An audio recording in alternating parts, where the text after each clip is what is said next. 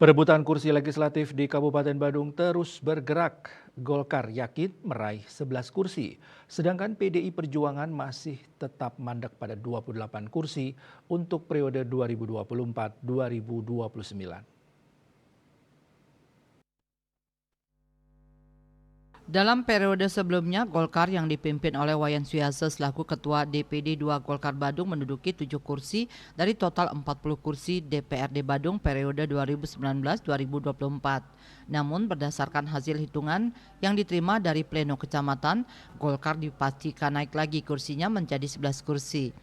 Selaku Ketua DPD Golkar Badung, Iwayan Suyase mengungkapkan rasa syukurnya atas pencapaian ini meski tidak sesuai dengan target yang diharapkan. Berdasarkan real count, formulir C1 yang masuk di DPD Golkar Badung mendekati 100%.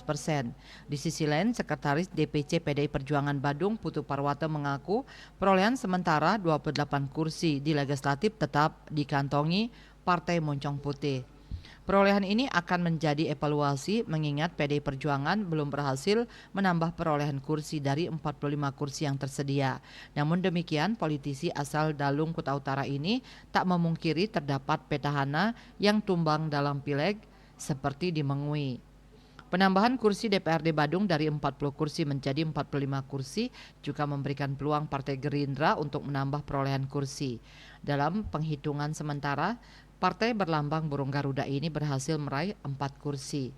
Bendahara DPC Partai Gerindra Badung IGD Aryanata mengatakan, sebagai kader Partai Gerindra yang duduk di DPRD Badung dan kembali menjadi calon DPRD Badung, pihaknya akan terus berjuang untuk kemenangan rakyat. Berdasarkan perhitungan sementara, Partai Gerindra memperoleh 4 kursi. Parwata Bali Pos melaporkan.